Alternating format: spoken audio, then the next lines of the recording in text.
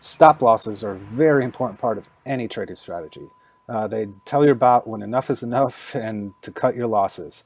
I've got a whole video on stop losses and how to use them here or in the description of this video. In this video, I'm going to show you how to programmatically institute a stop loss. This code is going to be added to the code that we went over in part 3 of creating your own cryptocurrency bot video.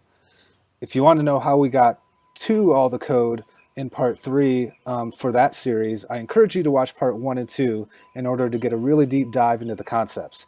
However, honestly, they're not necessary. If you just want to get up and running, just watch part 3 and then you'll be ready for this video. All right, here we go. All right, so we're going to go ahead and add a stop loss to our trades to protect our money. This is actually pretty straightforward. This is going to be a pretty short video. Basically what I'm doing is when we're instantiating the trades, I'm passing in a hard-coded stop loss of 0.0001. Now that's specific to this chart. That's going to be different for every chart. What we'll eventually do is expand this to say, have the stop loss be some rational calculation of risk versus reward and the amount of balance we currently have into our account. And the volume of the chart and things like that. But just to get this up in place so we have some sort of stop loss there, we're just going to go ahead and hard code this number. So then all we have to do is update this bot trade object.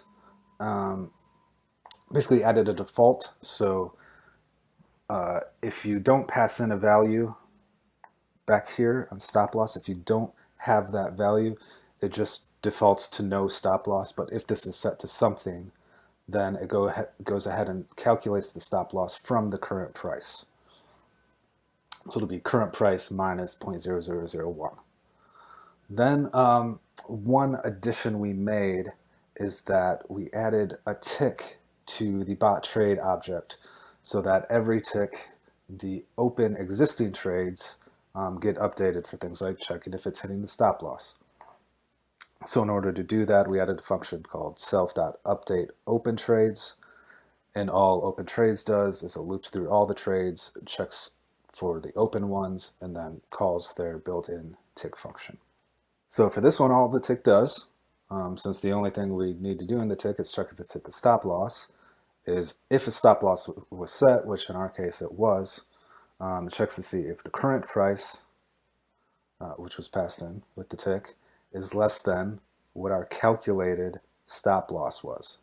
So if it's less than the original purchasing price minus 0.0001, that means we've gone below the stop loss, and we go ahead and close out this trade for safety.